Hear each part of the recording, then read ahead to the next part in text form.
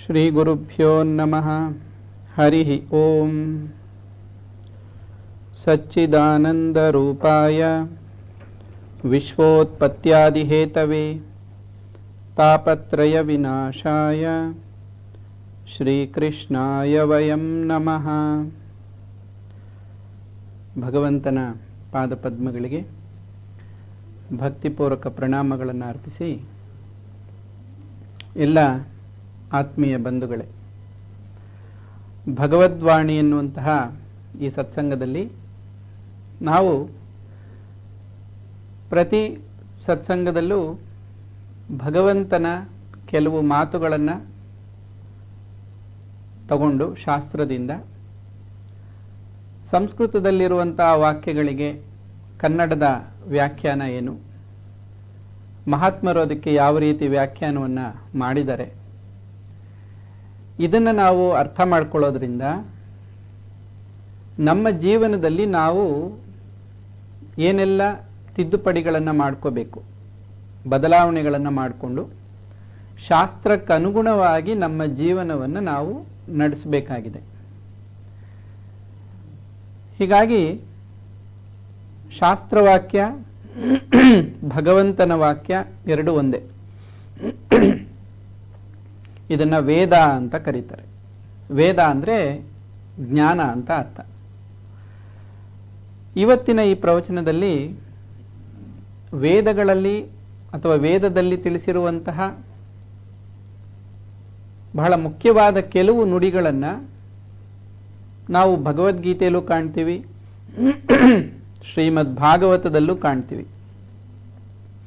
ಇದೇ ಮಾತುಗಳನ್ನು ಸ್ವಾಮಿ ವಿವೇಕಾನಂದರು 1893 ಸೆಪ್ಟೆಂಬರ್ 11ನೇ ತಾರೀಕು ವಿಶ್ವ ವೇದಿಕೆಯಲ್ಲಿ ಇದನ್ನು ಸಾರಿದ್ದಾರೆ, ಜಗತ್ತಿಗೆಲ್ಲ ತಿಳಿಸ್ಕೊಟ್ಟಿದ್ದಾರೆ. ಭಗವಂತನ ಮಾತುಗಳನ್ನೇ ಅವರು ಅಲ್ಲಿ ಹೇಳಿದ್ದು. ಶಾಸ್ತ್ರದಲ್ಲಿ ಯಾವ್ಯಾವ ವಾಕ್ಯಗಳನ್ನು ಅವರು ತಗೊಂಡು ಅವರು ಅದನ್ನು ಅಲ್ಲಿ ವಿವರಿಸಿದ್ರು. ಕೆಲವೇ ನಿಮಿಷಗಳ ಪ್ರವಚನ ಅದು, ಆದರೆ ಅದು ವಿಶ್ವವಿಖ್ಯಾತ ಆಗಿದೆ. ಅಂತಹ ದಿನ ಇವತ್ತು ಸೆಪ್ಟೆಂಬರ್ 11, 1893ರಲ್ಲಿ ನಡೆದಂಥ ಚಿಕಾಗೋ ವಿಶ್ವ ಸಮ್ಮೇಳನ ಏನಿತ್ತೋ, ಧರ್ಮ ಸಮ್ಮೇಳನ, ಅಂತಹ ಒಂದು ಹಿಂದೆ ಪ್ರಸಿದ್ಧವಾದ ಅಂಥ ಸಮ್ಮೇಳನ ನಡೆದಿರಲಿಲ್ಲ ಅಂತ. ಅದರಲ್ಲಿ ಏನು ನಾವು ನೋಡ್ತೀವಿ ಅಂದರೆ, ಭಗವಂತನ ಮಾತುಗಳನ್ನೇ ಸ್ವಾಮಿ ವಿವೇಕಾನಂದರು ಅವರದ್ದೇ ಆದ ಶೈಲಿಯಲ್ಲಿ ಬಹಳ ಸುಂದರವಾಗಿ ವಿವರಿಸಿದ್ದಾರೆ. ಇವತ್ತು ನಾವು ಆ ಕೆಲವು ವಾಕ್ಯಗಳನ್ನು ನೋಡೋಣ. ಶಾಸ್ತ್ರವಾಕ್ಯಕ್ಕೂ ಸ್ವಾಮಿ ವಿವೇಕಾನಂದರು ನುಡಿದಿರುವಂತಹ ನುಡಿಗಳು, ಅದರ ಹಿನ್ನೆಲೆಯಲ್ಲಿದ್ದಂಥ ಭಾವನೆ ಎಲ್ಲವೂ ಕೂಡ ಒಂದಕ್ಕೆ ಒಂದು ಪೂರಕವಾಗಿ ಇದೆ. ಕಾಂಪ್ಲಿಮೆಂಟ್ರಿ ಅಂತ ಕರೀತಾರೆ. ಒಂದಕ್ಕೊಂದು ಅದು ಅನುಕೂಲಕರವಾಗಿ ತಿಳಿಸಿದೆ. ಮೊದಲನೇದಾಗಿ ನಾವಲ್ಲಿ ಗಮನಿಸಿದ್ದೇನು ಅಂದರೆ,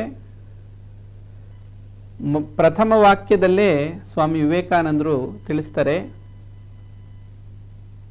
ಅಮೇರಿಕಾ ದೇಶದ ಸಹೋದರಿಯರೇ ಮತ್ತು ಸಹೋದರರೇ ಅಂತ. ಅಂದರೆ ಏನರ್ಥ? ನೀವು ಈ ದೇಶದಲ್ಲಿದ್ದೀರಾ, ನಾನು ಬೇರೆ ದೇಶದಿಂದ ಈ ದೇಶಕ್ಕೆ ಬಂದಿದ್ದೀನಿ, ಆದರೆ ನಾವೆಲ್ಲ ಕೂಡ ಭಗವಂತನ ಮಕ್ಕಳು ಅನ್ನೋ ಭಾವನೆಯನ್ನು ಮೊದಲನೇ ಮಾತಿನಲ್ಲೇ ತಿಳಿಸಿದರು. ಇದಕ್ಕೆ ಶಾಸ್ತ್ರವಾಕ್ಯ ಎಲ್ಲಿದೆ? ಯಾವ ವಾಕ್ಯವನ್ನು ಆಧಾರವಾಗಿ ಇಟ್ಕೊಂಡು ಇದನ್ನು ಹೇಳಿದ್ರು? ಸುಮ್ಮನೆ ಒಂದು ಭಾವುಕರಾಗಿ ಹೇಳಿದ್ದ? ಇದಕ್ಕೇನಾದರೂ ಭಗವಂತನ ವಾಣಿ ಇದೆಯಾ? ಆಗ ಭಗವದ್ಗೀತೆಯಲ್ಲಿ ಪರಮಾತ್ಮನ ಮಾತು ನಮಗಿಲ್ಲಿ ಉದಾಹರಣೆಯಾಗಿ ಸಿಗುತ್ತೆ. ಹಲವಾರು ವಾಕ್ಯಗಳಿದೆ. ಪಿತಾಹಮಸ್ಯ ಜಗತೋ ಮಾತಾಧಾತ ಪಿತಾಮಹ ವೇದ್ಯಂ ಪವಿತ್ರಂ ಓಂಕಾರ ರುಕ್ಸಾಮ ಯಜುರೇವಚ ಅಂತ. ಈ ಜಗತ್ತಿಗೆ ತಂದೆನೂ ನಾನೇ, ತಾಯಿನೂ ನಾನೇ. ಪಿತಾಹಮಸ್ಯ ಜಗತೋ ಮಾತಾ, ದಾತ ನೀಡುವವನು ನಾನೇ. ಪಿತಾಮಹ ಅಂದರೆ ಆದಿಪುರುಷ, ಮೂಲ ಪುರುಷನೂ ನಾನೇ ಈ ಜಗತ್ತಿಗೆ. ಇದನ್ನು ಶ್ರೀಕೃಷ್ಣ ಪರಮಾತ್ಮ ಗೀತೆಯಲ್ಲಿ ಹೇಳಿದ್ದಾನೆ. ಭಗವಂತನ ಮಾತಿದು. ಇದು ಯಾವ ಭಾವನೆಯನ್ನು ಸೂಚಿಸ್ತಾ ಇದೆ ಅಂದರೆ ವಿಶ್ವ ಭ್ರಾತೃತ್ವ ಅಂತ. ಇಡೀ ವಿಶ್ವ ಒಬ್ಬನೇ ಪರಮಾತ್ಮನ ಸೃಷ್ಟಿ. ವಿಶ್ವದಲ್ಲಿರುವಂಥ ಎಲ್ಲ ಜೀವಿಗಳು, ಎಲ್ಲ ಮನುಷ್ಯರು ಪರಮಾತ್ಮನ ಸಂತಾನ. ಪರಮಾತ್ಮನೇ ಅದನ್ನು ಸ್ಪಷ್ಟವಾಗಿ ತಿಳಿಸಿದ್ದಾನೆ. ಈ ಜಗತ್ತಿಗೆ ಅಂದರೆ ಜಗತ್ತಿನಲ್ಲಿ ಮನುಷ್ಯರಾಗ್ಬೋದು, ಪ್ರಾಣಿ ಪಕ್ಷಿಗಳಾಗ್ಬೋದು, ದೇವತೆಗಳು, ಅಸುರರು ಎಲ್ಲರೂ ಬಂದ್ಬಿಡ್ತಾರೆ. ಇಡೀ ವಿಶ್ವಕ್ಕೆ ಅನ್ವಯಿಸಿಕೊಂಡು ಹೇಳಿರುವಂಥ ಮಾತು. ಈ ವಿಶ್ವ ಭ್ರಾತೃತ್ವವನ್ನು ಮೊದಲನೇ ಪದದಲ್ಲೇ ಅವರು ತಿಳಿಸಿದರು. ಬಹಳ ಚೊಕ್ಕಟವಾಗಿ ಕೆಲವೇ ಪದಗಳಲ್ಲಿ ಬಹಳ ಉನ್ನತವಾದ ಭಾವನೆಗಳನ್ನು ಆ ವೇದಿಕೆಯಲ್ಲಿ ಅವರು ಜನಗಳ ಮುಂದೆ ಇಟ್ಟಿದ್ದಾರೆ. ಈಗ ಪರಮಾತ್ಮ ಎಲ್ಲರಿಗೂ ತಂದೆ ತಾಯಿ ಆದಾಗ ದೇಶ, ಜನಾಂಗ, ಅವರ ಸಂಪ್ರದಾಯಗಳು, ಆಚಾರ ವಿಚಾರಗಳು ಬೇರೆ ಬೇರೆ ರೀತಿ ಕಂಡ್ರೂ ಮೂಲ ಪುರುಷ ಯಾರು ಅಂದರೆ ಪರಮಾತ್ಮನೇ. ಅದನ್ನು ಅವರು ಗ್ರಹಿಸಿದ್ರು. ತಕ್ಷಣ ಗ್ರಹಿಸಿ ಅವರು ಬಹಳ ಸಂತೋಷಪಟ್ಟು ಚಪ್ಪಾಳೆಯೊಂದಿಗೆ ಅದನ್ನು ಅವರು ಆ ಮೂಲಕ ವ್ಯಕ್ತಪಡಿಸಿದ್ರು. ಅದಾದಮೇಲೆ ಸ್ವಾಮಿ ವಿವೇಕಾನಂದರು ಹೇಳ್ತಾರೆ, ನಿಮ್ಮ ಮುಂದೆ ನಾನು ನಿಂತು ಮಾತನಾಡ್ತಾ ಇದ್ದೀನಿ, ನನಗೆ ಬಹಳ ಪುರಾತನವಾದ ಒಂದು ಶಾಸ್ತ್ರವಾಕ್ಯ ನನಗೆ ನೆನಪಿಗೆ ಬರ್ತಾ ಇದೆ ಅಂತ ಹೇಳ್ತಾರೆ. ಅದು ಯಾವ ವಾಕ್ಯ ಅಂದರೆ, ಹಲವಾರು ನದಿಗಳು ಅಥವಾ ನೂರಾರು ನದಿಗಳು ಎಲ್ಲಿಯೋ ಹುಟ್ಟುತ್ತೆ, ಯಾವ್ಯಾವುದೋ ದಿಕ್ಕಿನಲ್ಲಿ ಹರ್ಕೊಂಡು ಬರುತ್ತೆ. ಅದಕ್ಕೆ ಎಲ್ಲೆಲ್ಲಿಂದಲೋ ನೀರು ಬಂದು ಸಂಗ್ರಹ ಆಗಿ ಆ ನದಿ ದೊಡ್ಡದಾಗಿ ಹರಿಯುತ್ತೆ. ಕೆಲವು ನದಿಗಳು ಪಶ್ಚಿಮದ ದಿಕ್ಕಿಗೆ ಅಭಿಮುಖವಾಗಿ ಹರಿತಾ ಇದೆ, ಕೆಲವು ಪೂರ್ವಕ್ಕೆ, ದಕ್ಷಿಣಕ್ಕೆ, ಯಾವುದೇ ದಿಕ್ಕಲ್ಲಿ ಹರಿತಾ ಇರಲಿ, ನೋಡೋದಕ್ಕೆ ದಿಕ್ಕು ಬೇರೆ ಬೇರೆ ಅಂತ ಅನಿಸುತ್ತೆ. ಆದರೆ ಈ ಎಲ್ಲ ನದಿಗಳು ಕೊನೆಗೆ ಬಂದು ಸೇರೋದು ಒಂದೇ ಸಮುದ್ರಕ್ಕೆ. ಸಮುದ್ರವನ್ನು ಸಪ್ತಸಾಗರ ಅಂತ ಬೇರೆ ಬೇರೆ ರೀತಿಯಲ್ಲಿ ವಿವರಿಸಿದ್ರು, ಸೇರೋದು ಮಾತ್ರ ಸಮುದ್ರನೇ. ಈಗ ಈ ಸಮುದ್ರ ಯಾವುದನ್ನು ಸೂಚನೆ ಕೊಟ್ಟು ಹೇಳ್ತಾ ಇದ್ದಾರೆ ಅಂದರೆ, ಪರಮಾತ್ಮ ಹೇಳ್ತಾನೆ, ಜಲಾಶಯಗಳಲ್ಲಿ ನಾನು ಸಾಗರ ಅಂತ. ಸಣ್ಣ ಪುಟ್ಟ ಕೆರೆ, ಕುಂಟೆ, ಸರೋವರ ಇತ್ಯಾದಿಗಳೆಲ್ಲ ನಾನು ಸಾಗರ ಅಂದರೆ ಅನಂತವಾದ ಜಲರಾಶಿ. ಅಂದರೆ ಎಲ್ಲ ನದಿಗಳು ಬಂದು ನನ್ನನ್ನೇ ಸೇರ್ತಾ ಇದೆ ಅಂತ ಪರಮಾತ್ಮ ಹೇಳಿರೋದು. ಅದೇ ಮಾತನ್ನು ಸ್ವಾಮಿ ವಿವೇಕಾನಂದರು ಅಲ್ಲಿ ಹೇಳ್ತಾರೆ, ಈ ಎಲ್ಲ ಧರ್ಮಗಳೇನಿದೆಯೋ ಒಂದೊಂದು ಧರ್ಮಗಳು, ಪಂಗಡಗಳು, ಇವೆಲ್ಲ ಕೂಡ ಧರ್ಮ ಅಂದರೆ ಇಲ್ಲಿ ಒಂದೊಂದು ಅದನ್ನೇನಂತಾರೆ, ಅವ್ರದ್ದೇ ಆದ ವರ್ಗ, ಕುಲ ಅಂತ ಕರೀತಾರೆ. ಕುಲಗಳು ಅವರವ್ರದೇ ಆದ, ಕುಲ ಅಂದರೆ ಗುಂಪು ಅಂತ ಅರ್ಥ ಸಂಸ್ಕೃತದಲ್ಲಿ. ಅವ್ರದ್ದೇ ಆದ ಕುಲಗಳು, ಆ ವಂಶಗಳು ಅಂತ ಬೇರೆ ಬೇರೆ ರೀತಿಯಲ್ಲೆಲ್ಲ ಇದೆ ಹೆಸರುಗಳು. ಇವರೆಲ್ಲ ಕೂಡ ಬೇರೆ ಬೇರೆ ಸ್ಥಳದಲ್ಲಿ ಹುಟ್ಟಿ ಅವರವರ ಸಂಪ್ರದಾಯವನ್ನು ಆಚರಣೆ ಮಾಡಿಕೊಂಡು ಜೀವನ ಮಾಡ್ತಾ ಇದ್ರು ಅವರೆಲ್ಲ ಆರಾಧನೆ ಮಾಡ್ತಾ ಇರುವಂತಹ ಹೃದಯದಲ್ಲಿ ದೇವರನ್ನು ಪ್ರಾರ್ಥನೆ ಮಾಡ್ತಾರೆ. ಕಾಡು ಮನುಷ್ಯರಾದರೂ ಅಷ್ಟೇ, ನಾಗರಿಕ ಆದರೂ ಅಷ್ಟೇ, ಅನಾಗರಿಕರು ಯಾವುದೇ ದೇಶದಲ್ಲಿದ್ದರೂ ಅವ್ರದ್ದೇ ಆದ ಒಂದು ದೇವರ ಕಲ್ಪನೆ ಇದೆ. ಹಾಗಾಗಿ ಆ ದೇವರು ಅನ್ನೋ ಕಲ್ಪನೆ ಏನಿದೆಯಲ್ಲ ಹೃದಯದಲ್ಲಿ, ಮನುಷ್ಯನ ಮನಸ್ಸಲ್ಲಿ, ಆ ದೇವರು ಅನ್ನುವಂಥದ್ದೇ ಇಲ್ಲಿ ವಿಶ್ವಾತ್ಮ ಅಂತ ಹೇಳ್ತಾರೆ. ಆ ವಿಶ್ವಾತ್ಮನ ಅಂಶಗಳು ನಾವೆಲ್ಲ. ಹೀಗಾಗಿ ಯಾರು ಎಲ್ಲೇ ಹುಟ್ಟಿ ಯಾವುದೇ ರೀತಿ ಅವರು ದೇವರನ್ನು ಆರಾಧನೆ ಮಾಡ್ತಾ ಇದ್ರು ಕೂಡ ಅವರೆಲ್ಲ ಕೊನೆಗೆ ಬಂದು ಸೇರುವಂಥದ್ದು ಒಬ್ಬನೇ ಪರಮಾತ್ಮನನ್ನ. ಇದು ಬಹಳ ಉನ್ನತವಾದ ಭಾವನೆ. ವಿಶ್ವಧರ್ಮ ಸಮ್ಮೇಳನದಲ್ಲಿ ಬಹಳ ಸೂಕ್ತವಾದ ಒಂದು ಉದಾಹರಣೆ ಕೊಟ್ಟು ಇದನ್ನ ಅಲ್ಲಿ ತಿಳಿಸ್ತಾರೆ. ಇದಕ್ಕೆ ಶಾಸ್ತ್ರವಾಕ್ಯ ಏನು ಹೇಳುತ್ತೆ, ಭಗವಂತನ ಮಾತು, ಅದನ್ನು ಕೂಡ ನಾವು ನೋಡಿದ್ವಿ. ಇನ್ನೊಂದು ವಾಕ್ಯ ಇದೆ ಇದಕ್ಕೆ ಅನ್ವಯಿಸುವಂಥದ್ದು. ಯೇ ಯಥಾ ಮಾಂ ಪ್ರಪದ್ಯಂತೆ ತಾಂ ತಥೈವ ಭಜಾಮ್ಯಹಂ ಮಮ ವರ್ತ್ಮ ಅನುವರ್ತಂತೆ ಮನುಷ್ಯಾಹ ಪಾರ್ಥ ಸರ್ವಶಃ. ಇದೇ ಶ್ಲೋಕವನ್ನು ವಿಶ್ವವೇದಿಕೆಯಲ್ಲಿ ಸ್ವಾಮಿ ವಿವೇಕಾನಂದರು ಹೇಳಿದ್ದು. ಯೇ ಯಥಾ ಮಾಂ ಪ್ರಪದ್ಯಂತೆ, ಪ್ರಪದ್ಯಂತೆ ಅಂದರೆ ನನ್ನಲ್ಲಿ ಅವರು ಪ್ರಾರ್ಥನೆ ಮಾಡಿ ಶರಣಾಗತರಾಗ್ತಾರೆ. ಯಾವ ಯಾವ ರೀತಿಯಲ್ಲೋ ಆಗ್ತಾ ಇರ್ತಾರೆ. ಆದರೆ ತಾಂ ತಥೈವ ಭಜಾಮ್ಯಹಂ, ಅದೇ ರೀತಿಯಲ್ಲಿ ನಾನು ಅವರಿಂದ ಆರಾಧನೆ ಮಾಡಲ್ಪಡ್ತೀನಿ ಅಂತ ಪರಮಾತ್ಮನೇ ಹೇಳಿದ್ದಾನೆ. ನಂತರ ಹೇಳೋದು ಮಮ ವರ್ತ್ಮ ಅನುವರ್ತಂತೆ ಮನುಷ್ಯಾಹ ಪಾರ್ಥ ಸರ್ವಶಃ. ಸರ್ವಶಃ ಅಂದರೆ ಎಲ್ಲ ಕಡೆಗಳಲ್ಲೂ ಮನುಷ್ಯರು ಮಮ ವರ್ತ್ಮ ಅನುವರ್ತಂತೆ, ನನ್ನ ದಾರಿಯನ್ನೇ ಅವರು ಅನುಸರಿಸ್ತಾ ಇದ್ದಾರೆ, ನಾನು ಮಾಡಿಕೊಟ್ಟಿರೋ ದಾರಿನೇ. ಇನ್ನೊಂದು ವಾಕ್ಯವನ್ನು ಸಮಯದಲ್ಲಿ ಹೇಳದೇ ಇದ್ರು ಬೇರೆ ಬೇರೆ ಪ್ರವಚನಗಳಲ್ಲಿ ನಾವು ಗಮನಿಸಿದಾಗ ಒಂದು ಕಡೆ ಹೇಳ್ತಾರೆ, ಯಾವ ಒಂದು ಧರ್ಮವನ್ನು ಅಥವಾ ಶ್ರದ್ಧೆಯಿಂದ ಅದನ್ನು ಆಚರಣೆ ಮಾಡ್ತಾ ಇದ್ದಾರೋ ಪದ್ಧತಿಯನ್ನು, ಅದರಲ್ಲಿ ಏನಾದರೂ ಸಾರಾಂಶ ತಿರುಳು ಇಲ್ಲದೇ ಇದ್ದಿದ್ರೆ ಅದು ಹೆಚ್ಚು ಕಾಲ ಉಳಿತಾ ಇರಲಿಲ್ಲ ಜಗತ್ತಲ್ಲಿ. ಇಷ್ಟು ಕಾಲದಿಂದ ಅದು ನಡ್ಕೊಂಡು ಬರ್ತಾ ಇದೆ, ಸಹಸ್ರಾರು ವರ್ಷಗಳಿಂದ ಅದು ಮುಂದುವರಿತಾ ಇದೆ ಅಂದರೆ ಅದರಲ್ಲೇನೋ ಸತ್ವ ಇರಬೇಕು, ಅದನ್ನು ನಾವು ಒಪ್ಕೊಳ್ಳೇಬೇಕಾಗತ್ತೆ ಅಂತ ಕೂಡ ಸ್ವಾಮಿ ವಿವೇಕಾನಂದರು ಹೇಳ್ತಾರೆ. ಅಂದರೆ ಭಗವಂತ ಆಯಾ ಕಾಲಕ್ಕೆ ಅನುಗುಣವಾಗಿ ಆಯಾ ವ್ಯಕ್ತಿಗಳಿಗೆ ಯಾವ ರೀತಿಯಲ್ಲಿ ಬೋಧನೆ ಮಾಡಬೇಕೋ ಆ ವೇದಜ್ಞಾನವನ್ನೇ ವಿಧ ವಿಧವಾದ ರೀತಿಯಲ್ಲಿ ತಿಳಿಸ್ಕೊಟ್ಟಿರೋದು. ಬೇರೆ ಬೇರೆ ಭಾಷೆ ಇರ್ಬೋದು, ಅವರು ಅದನ್ನು ಬೇರೆ ಬೇರೆ ರೀತಿ ವ್ಯಾಖ್ಯಾನ ಮಾಡ್ಬೋದಷ್ಟೇ, ಆದರೆ ಮೂಲ ಅರ್ಥ ಮಾತ್ರ ಒಂದೇ. ಭಗವಂತ ಪ್ರತಿಯೊಂದು ವಿಧಾನವನ್ನು ತಾನೇ ರಚನೆ ಮಾಡಿ ತನ್ನ ಕಡೆ ಬರೋ ಹಾಗೆ ವ್ಯವಸ್ಥೆ ಮಾಡಿಟ್ಟಿದ್ದಾನೆ. ಯಾವುದಾದ್ರೂ ಒಂದು ಮಾರ್ಗವನ್ನು ನಾವು ಅನುಸರಿಸಿದ್ರೂ ನಾವು ಆ ಮಾರ್ಗದಲ್ಲಿ ಹೋಗಿ ಪರಮಾತ್ಮನನ್ನು ತಲುಪ್ತೀವಿ. ಈಗ ನದಿಗಳು ಚಿಕ್ಕದಾಗಿರಲಿ ದೊಡ್ಡದಾಗಿ ಹರಿಲಿ, ಅದು ಯಾವುದೇ ದಿಕ್ಕಿನಲ್ಲಿ ವಕ್ರವಾಗಿ ಹರಿಲಿ, ಕೊನೆಗೆ ಸಮುದ್ರವನ್ನೇ ಸೇರೋ ಹಾಗೆ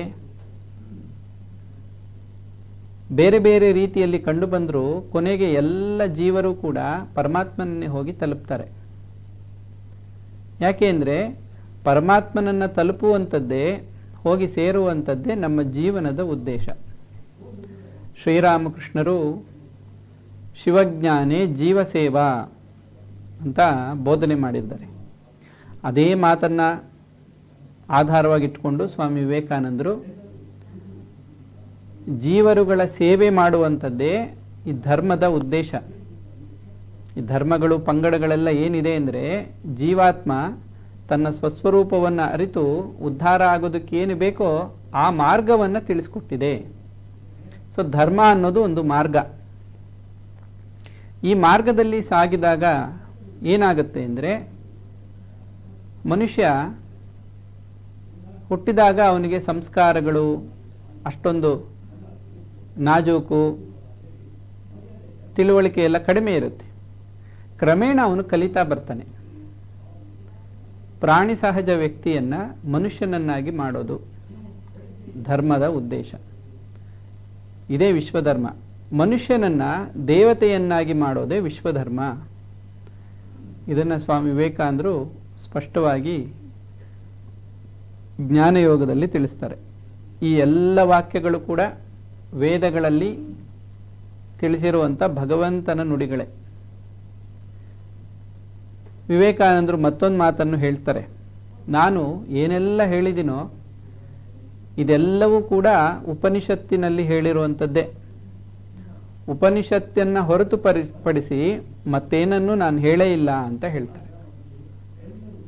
ಅಂದರೆ ಭಗವಂತನ ಮಾತುಗಳನ್ನೇ ಸ್ವಾಮಿ ವಿವೇಕಾನಂದರು ಬೇರೆ ಬೇರೆ ರೀತಿಯಲ್ಲಿ ಇಂಗ್ಲಿಷ್ ಭಾಷೆಯಲ್ಲಿ ಅವರು ಆ ವಿಶ್ವ ವೇದಿಕೆಯಲ್ಲಿ ತಿಳಿಸಿದ್ದಾರೆ. ಅಂತಹ ಒಂದು ದಿನ ಇವತ್ತು. ಈಗ ನಾವು ಅಲ್ಲಿ ಏನು ಹೇಳಿದ್ರು, ಅದರ ಹಿನ್ನೆಲೆ ಏನು ಅನ್ನೋದನ್ನು ಗಮನಿಸಿದ್ವಿ. ಮತ್ತೊಂದು ವಿಚಾರವನ್ನು ಮುಖ್ಯವಾಗಿ ಅಲ್ಲಿ ಮುಂದೆ ಇಡ್ತಾರೆ. ಏನು ಅಂದರೆ, ಈಗ ಇದನ್ನು ನಾವು ಅರ್ಥ ಮಾಡಿಕೊಂಡು ನಮ್ಮೆಲ್ಲರ ಮೂಲ ಪುರುಷ, ನಮ್ಮೆಲ್ಲರ ಮೂಲ ಒಂದೇ ಅಂತ ಅರ್ಥ ಆಗ ನಮಗೆ ವಿಶ್ವ ಭ್ರಾತೃತ್ವ ಅನ್ನುವಂಥ ಭಾವನೆ ಹುಟ್ಟುತ್ತೆ. ಅದಾದ ಮೇಲೆ ವಿಶ್ವ ಪ್ರೇಮ ಅನ್ನುವಂಥದ್ದು ಹುಟ್ಟುತ್ತೆ. Universal love, the religion of love ಅಂತಲೇ ಒಂದು ಉಪನ್ಯಾಸ ಇದೆ ಸ್ವಾಮಿ ವಿವೇಕಾನಂದರದು. ವಿಶ್ವ ಪ್ರೇಮದ ಬಗ್ಗೆ ಬಹಳಷ್ಟು ಕಡೆ ವಾಕ್ಯಗಳನ್ನು ಹೇಳಿದ್ದಾರೆ. ಈ ವಿಶ್ವ ಪ್ರೇಮ ಅನ್ನುವಂಥದ್ದು ಕೂಡ ವೇದವಾಕ್ಯನೇ. ಭಗವಂತ ಈ ವಿಚಾರವನ್ನು ಒಂದು ಕಡೆ ಭಗವದ್ಗೀತೆಯಲ್ಲಿ ಹೇಳೋದನ್ನು ನಾವು ಗಮನಿಸ್ತೀವಿ. ಏನು ಅಂದರೆ, ಅದ್ವೇಷ್ಟ ಸರ್ವಭೂತಾನ ಮೈತ್ರ ಕರುಣ ಏವಚ. ಇವರು ನನ್ನ ಭಕ್ತರು. ಯಾರು? ಮೊದಲನೇ ಪದಾನೇ ಅದ್ವೇಷ್ಟ ಸರ್ವಭೂತಾನ, ಯಾರನ್ನೂ ದ್ವೇಷಿಸದವರು. ಅಂದರೆ ಅವರಿಗೆ ಕೆಡಕಾಗಲಿ ಅನ್ನೋ ಭಾವನೆ ಇದ್ದರೆ ಅದನ್ನು ದ್ವೇಷ ಅಂತ ಕರೀತಾರೆ. ಯಾರನ್ನೂ ದ್ವೇಷಿಸದವರು. ಅದ್ವೇಷ್ಟ ಸರ್ವಭೂತಾನ, ಸಮಸ್ತ ಭೂತಗಳಲ್ಲಿ ದ್ವೇಷ ಇಲ್ಲದವರು. ಮೈತ್ರಿಹಿ, ಮೈತ್ರಿ ಅನ್ನೋದು ಇದೇನೆ. ಇಲ್ಲಿ ವಿಶ್ವ ಪ್ರೇಮ ವಿಶ್ವ ಭ್ರಾತೃತ್ವ ಅಂದ್ವಲ್ಲ, ಅದೇ ಮೈತ್ರಿ. ಮೈತ್ರ ಕರುಣ ಏವಚ, ಕರುಣ ಅನ್ನೋದೇ ಅಲ್ಲಿ ಪ್ರೇಮ ಅಂತ ತಿಳ್ಕೋಬೇಕು. ನೋಡಿ, ಈ ಒಂದು ವಾಕ್ಯದಲ್ಲಿ ವಿಶ್ವಧರ್ಮ ಬಂತು, ವಿಶ್ವ ಭ್ರಾತೃತ್ವ, ವಿಶ್ವ ಪ್ರೇಮ ಎಲ್ಲವನ್ನ ಸೇರಿಸಿಕೊಂಡು ಭಗವದ್ಗೀತೆಯ ಈ ಮಾತಿನಲ್ಲಿ ನಾವು ಕಾಣ್ತೀವಿ. ಇದೇ ಮಾತನ್ನು ವಿಶ್ವ ವೇದಿಕೆಯಲ್ಲಿ ಸ್ವಾಮೀಜಿಯವರು ತಿಳಿಸ್ತಾರೆ. ನಾವು ಇದನ್ನು ಅರ್ಥ ಮಾಡ್ಕೊಂಡಿದ್ದಿದ್ರೆ ಇಷ್ಟೆಲ್ಲ ಧರ್ಮದ ಹೆಸರಿನಲ್ಲಿ ಅಥವಾ ಪಂಗಡಗಳು ಜಾತಿಗಳ ವಿಚಾರದಲ್ಲಿ ಹೆಸರಿನಲ್ಲಿ ರಕ್ತಪಾತ ಆಗ್ತಾನೇ ಇರಲಿಲ್ಲ. ಇವತ್ತಿಗಿಂತ ಬಹಳ ಸುಂದರವಾದ ವಿಶ್ವವನ್ನು ನಾವು ಕಾಣ್ಬೋದಾಗಿತ್ತು, ಮಾನವ ಸಮಾಜವನ್ನು ಕಾಣ್ಬೋದಾಗಿತ್ತು. ಇವತ್ತು ನಾವು ನೋಡ್ತಾ ಇರೋ ಮನುಷ್ಯ ಸಮಾಜಕ್ಕಿಂತ ಉತ್ತಮವಾದ ಸಮಾಜವನ್ನು ನಾವು ಕಾಣ್ಬೋದಾಗಿತ್ತು. ಬಹಳಷ್ಟು ಶಕ್ತಿ, ಬಹಳಷ್ಟು ಸಮಯ ಈ ವಿಚಾರವನ್ನು ಅರ್ಥ ಮಾಡಿಕೊಳ್ಳದೆ ವ್ಯರ್ಥವಾಗಿ ಕಳೆದಿದ್ದಾರೆ. ಇದೆಂತಹ ಮುಖ್ಯವಾದ ವಿಚಾರ. ಇವತ್ತಿಗೂ ಕೂಡ ಆ ಒಂದು ಅಜ್ಞಾನದ ಭಾವನೆ ಮನುಷ್ಯರಲ್ಲಿ ಇದೆ. ಅದನ್ನು ಬೇರೆ ಬೇರೆ ರೀತಿ ವ್ಯಕ್ತಪಡಿಸ್ತಾ ಇದ್ದಾರೆ. ಅದು ಒಂದೇ ದೇಶ ಆಗ್ಬೋದು, ಕೊನೆಗೆ ಒಂದೇ ರಾಜ್ಯ, ಭಾಷೆಗಳ ಆಧಾರದ ಮೇಲೆ ರಾಜ್ಯಗಳು, ಆಮೇಲೆ ಪಂಗಡಗಳು, ಒಳಪಂಗಡಗಳು, ಇವೆಲ್ಲ ಕೂಡ ನಾವು ಗಮನಿಸಿದಾಗ ಇನ್ನೊಂದು ಮಾತು ಭಗವಂತನ ವಾಣಿ ಇಲ್ಲಿ ನಮಗೆ ಬಹಳ ಒಳ್ಳೆಯ ಒಂದು ಜ್ಞಾನವನ್ನು, ಸುಜ್ಞಾನವನ್ನು ಕೊಡುತ್ತೆ. ಅದೇನು ಅಂದರೆ, ಸೂತ್ರೇ ಮಣಿಗಣ ಇವ ಅಂತ ಒಂದು ಉದಾಹರಣೆ ಕೊಟ್ಟು ಪರಮಾತ್ಮ ಹೇಳ್ತಾನೆ. ಹಲವಾರು ಮಣಿಗಳಲ್ಲಿ ದಾರ ಹೇಗೆ ಪೋಣಿಸಲ್ಪಟ್ಟಿರುತ್ತೋ ಒಂದೇ ದಾರ, ಹಾಗೆ ಹಲವಾರು ಪಂಗಡಗಳು, ಕುಲಗಳು, ಆಚಾರಗಳು, ಸಂಪ್ರದಾಯಗಳು, ದೇಶಗಳು, ಭಾಷೆಗಳು ಇವೆಲ್ಲದರ ಮಧ್ಯದಲ್ಲಿ ಸೂತ್ರದ ರೂಪದಲ್ಲಿರುವವನು ನಾನೇನೆ. ಹಾಗಾಗಿ ಎಲ್ಲರ ಅಂತರಾತ್ಮ ಪರಮಾತ್ಮನೇ, ಅಂತರ್ಯಾಮಿ ಪರಮಾತ್ಮ. ಈ ವಿಚಾರವನ್ನು ಕೂಡ ನಾವು ವಿವೇಕಾನಂದರ ಮಾತುಗಳಲ್ಲಿ ಗಮನಿಸ್ತೀವಿ. ಸೊ ಹೀಗಾಗಿ ಭಗವಂತನ ವಾಣಿ ಹಲವಾರು ಮಹಾತ್ಮರ ರೂಪದಲ್ಲಿ ಈ ಜಗತ್ತಿಗೆ ಸುಲಭವಾಗಿ ಅರ್ಥವಾಗೋ ರೀತಿಯಲ್ಲಿ ಸಿಗ್ತಾ ಇದೆ. ಅಧ್ಯಯನ ಮಾಡಬೇಕು ಮನುಷ್ಯರು. ಮಹಾತ್ಮರ ಮಾತುಗಳನ್ನು ಅಧ್ಯಯನ ಮಾಡಿದಾಗ ನಮ್ಮ ಜೀವನದಲ್ಲಿ ಬಹಳಷ್ಟು ಅವಘಡಗಳು ಅಂತ ಕರೀತಾರೆ. ಅಂದರೆ ಆಗಬಾರದೇನೋ ಆಗ್ತಾ ಇರುತ್ತಲ್ಲ, ಅದೆಲ್ಲ ಹೊಟ್ಟೋಗುತ್ತೆ. ಬೇಡದ ಆಲೋಚನೆಗಳು ಹೊಟ್ಟೋಗುತ್ತೆ. ಸ್ಪಷ್ಟತೆ, ಮನಸ್ಸಿಗೆ ಒಂದು ಸ್ಪಷ್ಟ ಚಿತ್ರಣ ಸಿಗುತ್ತೆ. ನಮ್ಮ ಕರ್ತವ್ಯ ಏನು ಅನ್ನೋದು ಅರ್ಥ ಆಗುತ್ತೆ. ನಮ್ಮ ಜೀವನದ ಉದ್ದೇಶ ಏನು ಅನ್ನೋದು ಅರ್ಥ ಆಗುತ್ತೆ. ಇನ್ನು ಇವತ್ತಿನ ಈ ಸತ್ಸಂಗದಲ್ಲಿ ಇದಕ್ಕೆ ಅನ್ವಯಿಸುವಂಥ ಇನ್ನೂ ಹಲವು ವಾಕ್ಯಗಳಿದೆ. ಅದನ್ನು ನಾವು ಒಂದು ಸಣ್ಣ ವಿರಾಮದ ನಂತರ ಗಮನಿಸೋಣ. ಶ್ರೀ ಗುರುಭ್ಯೋ ನಮಃ. ಹರಿ ಓಂ. ಭಗವದ್ವಾಣಿ ಎನ್ನುವಂತಹ ಸತ್ಸಂಗದಲ್ಲಿ ನಾವು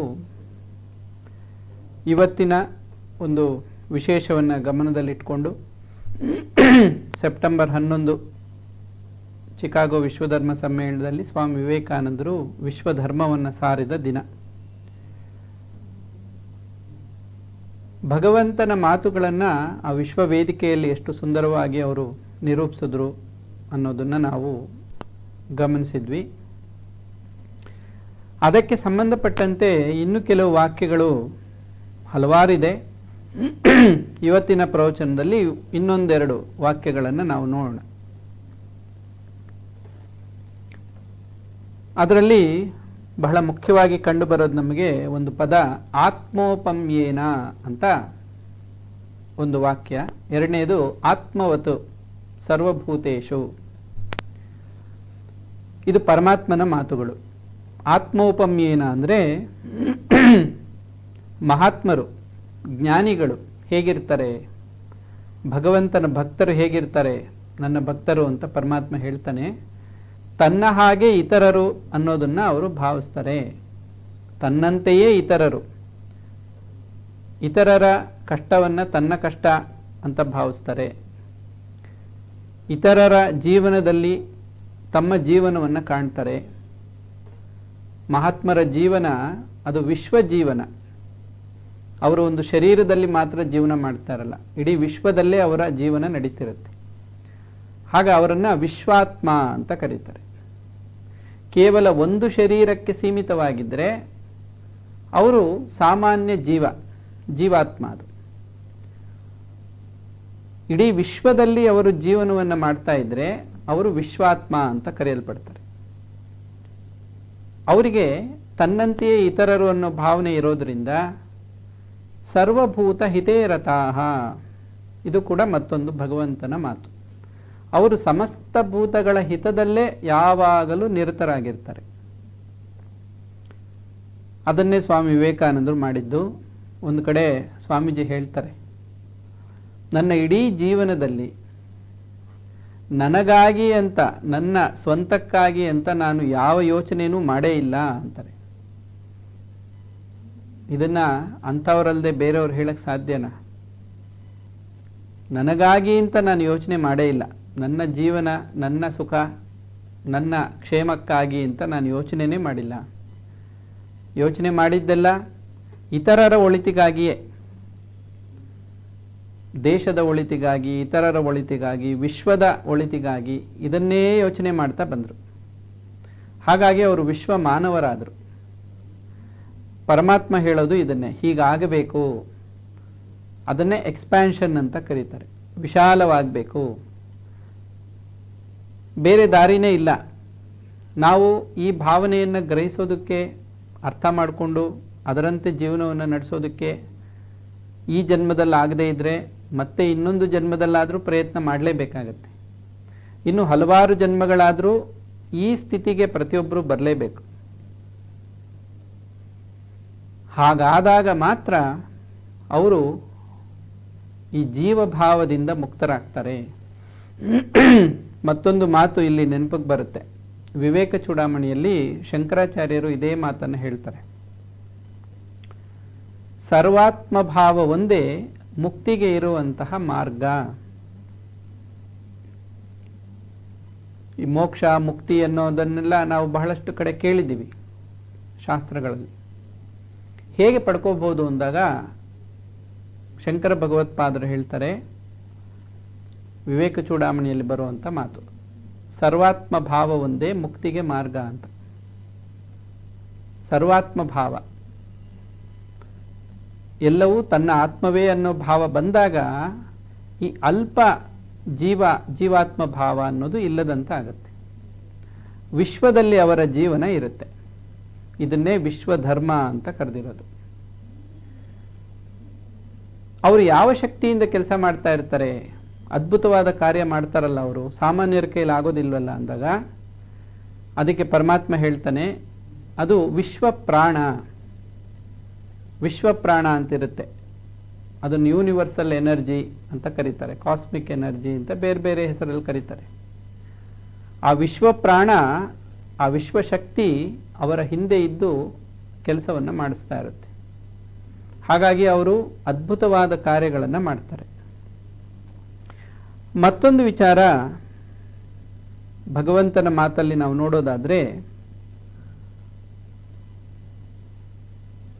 ವಿಭೂತಿ ಯೋಗದಲ್ಲಿ ಪರಮಾತ್ಮ ಹೇಳ್ತಾನೆ, ಭೂತಾನಾಮಸ್ಮಿ ಚೇತನ ಅಂತ. ಸಮಸ್ತ ಭೂತಗಳಲ್ಲಿರುವಂತಹ ಚೈತನ್ಯ ಏನಿದೆಯೋ ಆ ಚೇತನಾ ಶಕ್ತಿ ಅದು ನಾನೇನೆ. ನಾವೊಂದು ಉದಾಹರಣೆ ಬಹಳ ಸುಲಭವಾಗಿ ಅರ್ಥ ಆಗುತ್ತೆ ಇದಕ್ಕೆ. ನಾವು ಕೋಟ್ಯಾಂತರ ಜನ ಮನುಷ್ಯರು ಭೂಲೋಕದಲ್ಲಿ ವಾಸ ಮಾಡ್ತಾ ಇದ್ರು. ಎಲ್ಲರೂ ಉಸಿರಾಡುವಂತಹ ವಾಯು,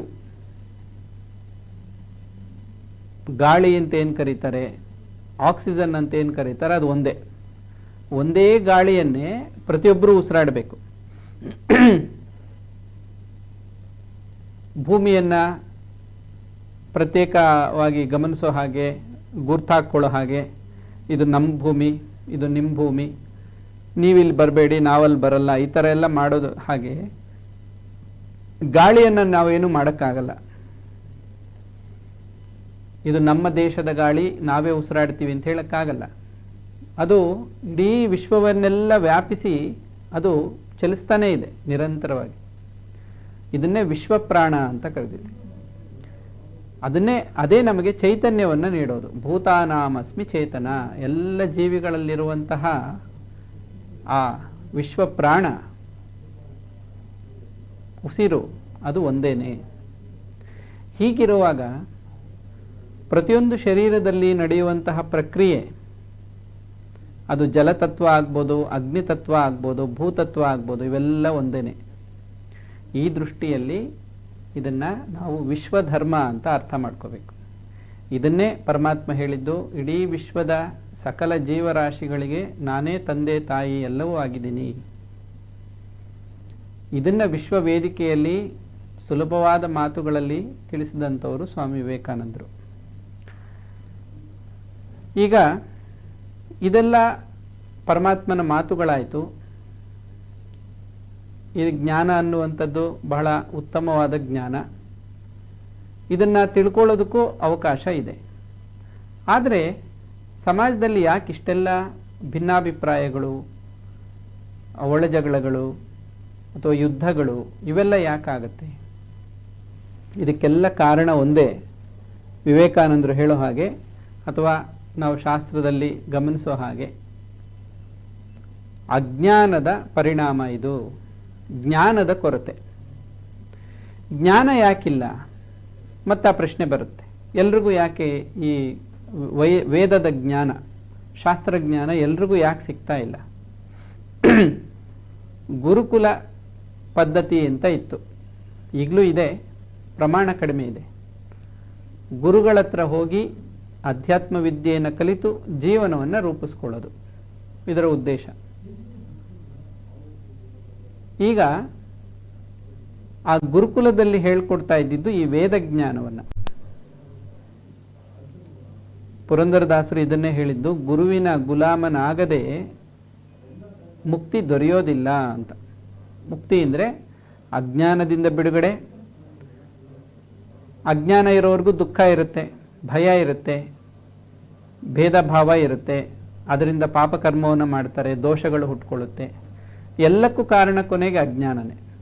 ಅಜ್ಞಾನ ಯಾಕಿದೆ ಎಂದಾಗ ಗುರುವಿನ ಬಳಿ ಹೋಗಿ ಜ್ಞಾನವನ್ನು ಪಡ್ಕೊಳ್ಳಿಲ್ಲ. ಮಹಾತ್ಮರು ಏನು ಮಾಡಿದ್ರು? ಸ್ವಾಮಿ ವಿವೇಕಾನಂದರು ಏನು ಮಾಡಿದ್ರು? ಶ್ರೀರಾಮಕೃಷ್ಣ ಪರಮಹಂಸರ ಬಳಿ ಹೋಗಿ ಅವರನ್ನು ಗುರುವಾಗಿ ಸ್ವೀಕರಿಸಿ ಅವರಿಂದ ಜ್ಞಾನವನ್ನು ಪಡ್ಕೊಂಡ್ರು.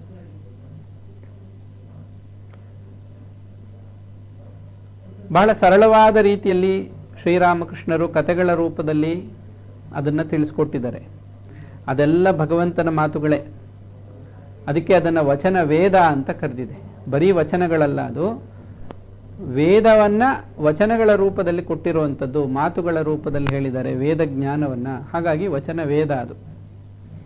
ಅಂತಹ ಜ್ಞಾನವನ್ನು ಗುರುಗಳ ಮೂಲಕ ಸ್ವಾಮಿ ವಿವೇಕಾನಂದರು ಪಡ್ಕೊಂಡು ಅದನ್ನು ವಿಶ್ವದಲ್ಲೆಲ್ಲ ಅದನ್ನು ಸಾರಿದ್ರು. ಸ್ವಾಮಿ ವಿವೇಕಾನಂದರು ಹೇಳ್ತಾರೆ ಒಂದು ಕಡೆ, ನಾನೇನು ಇಷ್ಟೆಲ್ಲ ಜಗತ್ತಿಗೆ ಹೇಳಿದ್ದೀನೋ ಇದೆಲ್ಲ ನನ್ನ ಗುರುಗಳ ಪಾದದ ಬಳಿ ಕುಳಿತು ತಿಳ್ಕೊಂಡಂತಹ ವಿಚಾರಗಳಲ್ಲಿ ಸ್ವಲ್ಪ ವಿಚಾರ ಅಷ್ಟೇ, ಕೆಲವೇ ವಿಚಾರಗಳನ್ನು ನಿಮ್ಮ ಮುಂದೆ ಇಟ್ಟಿದ್ದೀನಿ ಅಂತ ಹೇಳ್ತಾರೆ. ಹೀಗಾಗಿ ಗುರುಭಕ್ತಿ, ದೈವಭಕ್ತಿ ಇದೆಲ್ಲ ಕೂಡ ನಮಗೆ ಈ ವಿಶ್ವಧರ್ಮವನ್ನು ಅರ್ಥ ಮಾಡ್ಕೊಳ್ಳೋಕ್ಕೆ ಬೇಕಾಗುವಂತಹ ವಿಚಾರ. ಆ ಅಂಶಗಳಲ್ಲಿ ನಮ್ಮಲ್ಲಿ ಇರಬೇಕು. ಗುರುಭಕ್ತಿ ಇರಬೇಕು, ದೈವಭಕ್ತಿ ಇರಬೇಕು. ನಮ್ಮ ಒಂದು ಕರ್ತವ್ಯದಲ್ಲಿ ನಮಗೆ ನಿಷ್ಠೆ ಉಂಟಾದಾಗ ನಾವು ಜವಾಬ್ದಾರಿಯಿಂದ ನಮ್ಮ ಜೀವನವನ್ನು ನಡೆಸ್ತೀವಿ. ಶಾಸ್ತ್ರವಾಕ್ಯಗಳು, ಭಗವಂತನ ಮಾತುಗಳೆಲ್ಲ ನಮಗೆ ಇದನ್ನೇ ಹೇಳ್ತಾ ಇದೆ. ಇನ್ನೊಂದು ವಾಕ್ಯವನ್ನು ನಾವು ಇಲ್ಲಿ ಗಮನಿಸ್ಬೋದು, ಇದಕ್ಕೆ ಪೂರಕವಾಗಿರೋದು. ಸ್ವಾಮಿ ವಿವೇಕಾನಂದರನ್ನ ಯಾರೋ ಕೇಳ್ತಾರೆ, ವಾಟ್ ಈಸ್ ಫ್ರೀಡಮ್ ಅಂತ. ಆಗ ವಿವೇಕಾನಂದರು ಇದೇ ಮಾತನ್ನು ಹೇಳ್ತಾರೆ, ರೆಸ್ಪಾನ್ಸಿಬಿಲಿಟಿ ಈಸ್ ಫ್ರೀಡಮ್. ಜವಾಬ್ದಾರಿಯನ್ನು ತೆಗೆದುಕೊಳ್ಳೋದೇ ಸ್ವಾತಂತ್ರ್ಯಕ್ಕೆ ಕಾರಣ ಆಗುತ್ತೆ. ಜವಾಬ್ದಾರಿ ತಗೋಬೇಕು, ಆಗಲೇ ಅವನು ಮುಕ್ತನಾಗೋದು.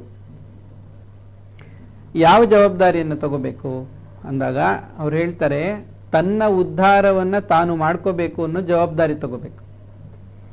ನನ್ನ ಆತ್ಮೋದ್ಧಾರ ನಾನೇ ಮಾಡ್ಕೋಬೇಕು. ಇದು ಭಗವಂತನ ಮಾತೆ. ಕಳೆದ ಪ್ರವಚನದಲ್ಲಿ ನಾವು ಇದನ್ನು ನೋಡಿದ್ವಿ. ಉದ್ಧರೇದ್ ಆತ್ಮಾನಂ ಆತ್ಮನ. ತನ್ನಿಂದ ತಾನು ತನ್ನನ್ನು ಉದ್ಧಾರ ಮಾಡ್ಕೋಬೇಕು. ಇದೇ ಜವಾಬ್ದಾರಿ. ಇದು ಪ್ರತಿಯೊಬ್ಬರಿಗೂ ಇರಬೇಕು. ನನ್ನ ಉದ್ಧಾರ ನಾನು ಮಾಡ್ಕೋಬೇಕು. ನ ಆತ್ಮಾನಂ ಅವಸಾದಯೇತ್. ನನ್ನನ್ನು ಅವಸಾನ ಅಂದರೆ ಹೀನ ಸ್ಥಿತಿಗೆ ಹೋಗೋದಕ್ಕೆ ನಾನು ಬಿಡಬಾರ್ದು. ನಾನು ಬಹಳ ಕೆಳ ಹಂತಕ್ಕೆ ಬರಬಾರ್ದು. ಅದನ್ನು ನೀಚ ಸ್ಥಿತಿ ಅಂತ ಕರೀತಾರೆ. ನೀಚ ಅಂದರೆ ಕೆಳಗಡೆ ಅಂತ. ನೀಚ ಸ್ಥಿತಿಗೆ ನಾನು ತಲುಪೋ ಹಾಗೆ ಆಗಬಾರ್ದು. ನಾನು ಉನ್ನತ ಸ್ಥಿತಿಯಲ್ಲಿರಬೇಕು. ಉತ್ತಮ ಸ್ಥಾನವನ್ನು ನಾನು ಅಲಂಕರಿಸಬೇಕು. ಯಾವುದಾ ಉತ್ತಮ ಸ್ಥಾನ ಅಂದರೆ ವಿಶ್ವಧರ್ಮವನ್ನು ಅರಿತುಕೊಂಡು ವಿಶ್ವಾತ್ಮನಾಗಿ ನಾನು ಜೀವನ ಮಾಡೋದೇ ಉನ್ನತವಾದ ಸ್ಥಾನ. ಯಾವುದೋ ಸಣ್ಣ ಪುಟ್ಟ ಅಧಿಕಾರಿ ಆಗೋದು, 4 ದಿನ ಇರೋದು, ಸ್ಥಾನ ಬಿಟ್ಟು ಹೋಗೋದು ಅದಲ್ಲ. ಇದು ಶಾಶ್ವತವಾದದ್ದು. ಹೀಗಾಗಿ ಇಲ್ಲಿ ಜವಾಬ್ದಾರಿ ಅಂದರೆ ತನ್ನ ಆತ್ಮೋದ್ಧಾರ. ಆತ್ಮೋದ್ಧಾರ ಯಾವಾಗತ್ತೆ? ವೇದ ವಾಕ್ಯಗಳನ್ನು ಚೆನ್ನಾಗಿ ಅರ್ಥ ಮಾಡಿಕೊಂಡಾಗ ಅದು ಸಾಧ್ಯ ಆಗತ್ತೆ. ಈಗ ಪರಮಾತ್ಮ ಹೇಳಿರುವಂಥ ಹಲವಾರು ವಾಕ್ಯಗಳನ್ನು ನಾವು ಇಲ್ಲಿ ಗಮನಿಸ್ತಾ ಬಂದ್ವಿ. ಇದರಲ್ಲೆಲ್ಲ ಮೂಲಭೂತವಾಗಿ ಅಂದರೆ ಒಂದು ಎಸೆನ್ಸ್ ಅಂತ ನಾವು ತಗೊಂಡ್ರೆ, ಸಾರಾಂಶ ನಮ್ಗೆ ಅರ್ಥ ಆಗೋದಿಷ್ಟೇ. ಇಡೀ ವಿಶ್ವವನ್ನೆಲ್ಲ ವ್ಯಾಪಿಸಿರುವಂಥದ್ದು ಒಂದೇ ಶಕ್ತಿ, ವಿಶ್ವಪ್ರಾಣ. ಆ ವಿಶ್ವಪ್ರಾಣವೇ ಪ್ರತಿಯೊಬ್ಬರ ಶರೀರದಲ್ಲಿ ಕೆಲಸ ಮಾಡ್ತಾ ಇದೆ. ಈ ವಿಶ್ವಪ್ರಾಣ ನಮ್ಮ ಯಾರದ್ದು ಸ್ವಂತದ್ದಲ್ಲ, ಇದು ಪರಮಾತ್ಮನದು. ಪ್ರಾಣದಿಂದಲೇ ನಾವು ಜೀವನ ಮಾಡ್ತಾ ಇರೋದು, ಕೆಲಸ ಮಾಡ್ತಾ ಇರೋದು, ಗಳಿಸ್ತಾ ಇರೋದು. ಹೀಗಿದ್ದಾಗ ಎಲ್ಲವೂ ಆ ವಿಶ್ವಶಕ್ತಿಗೆ ಅನ್ವಯಿಸುವಂಥದ್ದು, ಅದಕ್ಕೆ ಸೇರಿದ್ದು.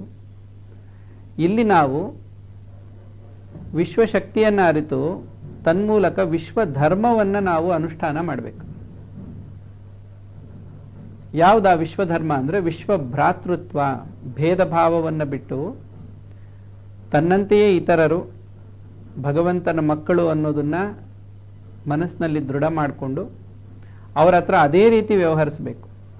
ನಮ್ಮ ಪ್ರತಿಯೊಂದು ಆಚಾರ ವಿಚಾರ ಇತರರಿಗೆ ಹಿತವನ್ನು ಉಂಟು ಮಾಡೋ ಹಾಗೆ ಇರಬೇಕು. ಇದನ್ನೇ ಪರಮಾತ್ಮ ಹೇಳಿದ್ದು ಸರ್ವಭೂತ ಹಿತೇರತಾಹ. ತನ್ನ ಕುಟುಂಬದವರಿಗೆ ಹಿತ ಮಾಡೋದು, ತನ್ನ ಹಿತ ಮಾಡ್ಕೊಳ್ಳೋದು ಅದು ಎಲ್ಲರೂ ಮಾಡ್ತಾ ಇರ್ತಾರೆ ಅವರವರ ಗೊತ್ತಿರೋ ಹಾಗೆ. ಆದರೆ ಇಲ್ಲಿ ಪರಮಾತ್ಮ ಹೇಳಿರೋದು ಸರ್ವಭೂತ ಹಿತೇರತಾಹ, ಸಮಸ್ತ ಭೂತಗಳಿಗೂ ಹಿತವನ್ನು ಉಂಟು ಮಾಡುವಂತಹ ಕಾರ್ಯವನ್ನು ನಾವು ಮಾಡಬೇಕು. ಅದು ವಿಶ್ವಧರ್ಮ, ಇದೇ ಜವಾಬ್ದಾರಿ. ಹೀಗೆ ಮಾಡಿದಾಗ ನಾವು ವಿಶ್ವಾತ್ಮವನ್ನು ಅನುಭವಿಸ್ತೀವಿ, ವಿಶ್ವಾತ್ಮರಾಗ್ತೀವಿ. ಸಾಮಾನ್ಯ ಜೀವಭಾವವನ್ನು ಹೊಂದಿದ್ದು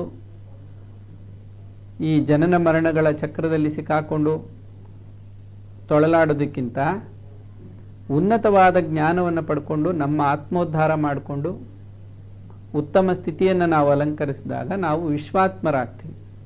ಇದು ನಮ್ಮ ಗುರಿ ಅಂಥೇಳಿ ಸ್ವಾಮೀಜಿಯವರು ಕೂಡ ಹೇಳ್ತಾರೆ. ಪರಮಾತ್ಮ ಕೂಡ ನಮಗಿದೇ ಆದೇಶವನ್ನು ಕೊಟ್ಟಿದ್ದಾನೆ. ನೀನು ನಿನ್ನಂತೆಯೇ ಎಲ್ಲರನ್ನ ಕಾಣು, ಆತ್ಮವತ್ತು ಸರ್ವಭೂತೇಶು ಆತ್ಮೋಪಮ್ಯೇನ ಅನ್ನುವ ಪದಗಳು ಇದನ್ನೇ ಹೇಳ್ತಾ ಇದೆ. ಆಗೇನಾಗುತ್ತೆ, ವಿಶ್ವ ಪ್ರೇಮ ನಿನ್ನಲ್ಲಿ ಜಾಗೃತವಾಗಿರುತ್ತೆ. ಯೂನಿವರ್ಸಲ್ ಲವ್ ಅಂತ.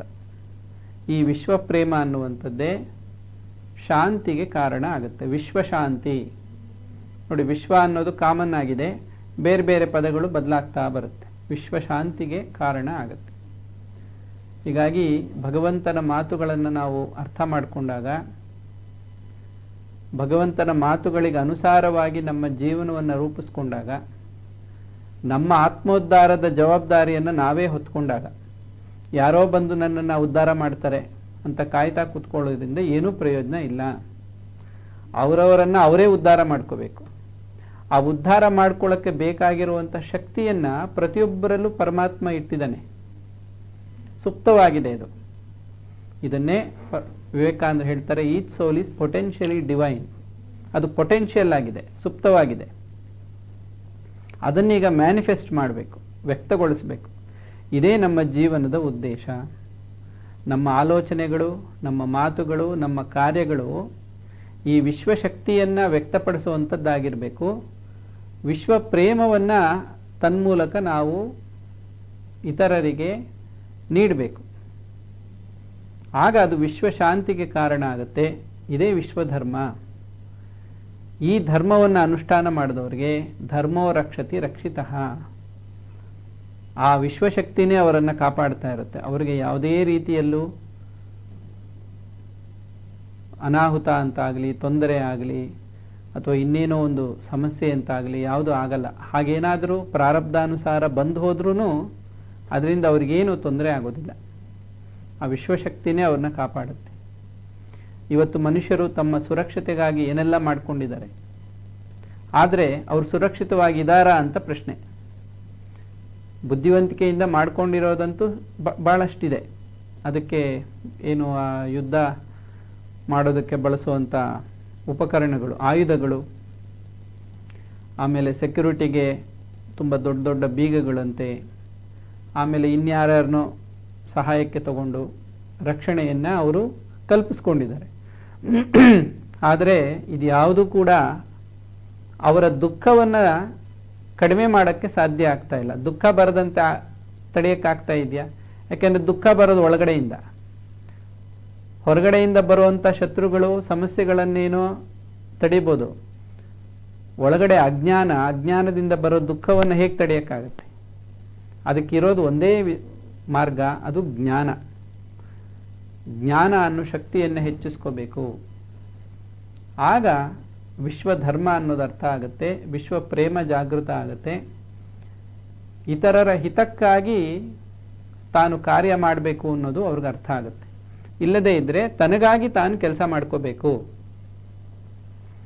ಯಾರೋ ಹೇಳ್ತಾರೆ, ಏನಕ್ಕೆ ನೀವು ಕೆಲಸ ಮಾಡ್ತೀರಾ ಅಂದರೆ ಹೊಟ್ಟೆಪಾಡಿಗೆ. ಇದು ಸಾಮಾನ್ಯರು ಹೇಳುವಂಥ ಮಾತು.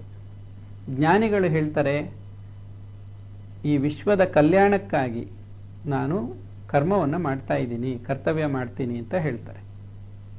ಸೊ ಇದು ಇವತ್ತಿನ ಈ ಭಗವಂತನ ಮಾತುಗಳಲ್ಲಿ ಗಮನಿಸಿದಂಥ ಮುಖ್ಯಾಂಶಗಳು. ಭಗವದ್ವಾಣಿ ಅನ್ನುವಂಥ ಸತ್ಸಂಗದಲ್ಲಿ ನಾವಿವತ್ತು ಇಂತಹ ಹಲವಾರು ಭಗವಂತನ ನುಡಿಗಳನ್ನು ಗಮನಿಸಿದ್ವಿ. ವಿಶೇಷವಾಗಿ ಈ ಸೆಪ್ಟೆಂಬರ್ 11ನೇ ತಾರೀಕು ವಿಶ್ವ ವೇದಿಕೆಯಲ್ಲಿ ವಿವೇಕಾನಂದರು ಈ ವಿಶ್ವಧರ್ಮವನ್ನು ಮಂಡಿಸಿದಂತಹ, ಜಗತ್ತಿಗೆ ಸಾರಿದಂತಹ ಒಂದು ದಿನ. ಅದನ್ನು ಕೂಡ ನಾವು ನೆನಪು ಮಾಡಿಕೊಂಡ್ವಿ. ಇನ್ನು ಹೀಗೆ ಭಗವಂತನ ನುಡಿಗಳನ್ನು ನಾವು ಹಲವಾರು ಕಡೆ ಗಮನಿಸ್ತಾ ಬರ್ತೀವಿ. ಇದು ನಮ್ಮ ಜೀವನಕ್ಕೆ ಬೆಳಕನ್ನು ಕೊಡುತ್ತೆ. ಹಾಗಾಗಿ ನಾವು ತಮಸೋಮ ಜ್ಯೋತಿರ್ಗಮಯ, ಕತ್ತಲಿನಿಂದ ಬೆಳಕಿನ ಕಡೆ ಸಾಗೋದಕ್ಕೆ ಸಾಧ್ಯವಾಗುತ್ತೆ. ಭಗವಂತನ ಕೃಪೆಯಿಂದ ನಮ್ಮಲ್ಲಿರುವಂತಹ ಆ ವಿಶ್ವಾತ್ಮ ಭಾವ ಜಾಗೃತವಾಗಿ ನಾವು ಭಗವಂತನ ನುಡಿಗಳನ್ನು ಅರ್ಥ ಮಾಡಿಕೊಂಡು ಆ ಮಾರ್ಗದಲ್ಲಿ ನಮ್ಮ ಜೀವನವನ್ನು ರೂಪಿಸ್ಕೊಳ್ಳೋಣ. ಹರಿ ಓಂ ತತ್ಸತ್. ಶ್ರೀರಾಮಕೃಷ್ಣ ಅರ್ಪಣಮಸ್ತು.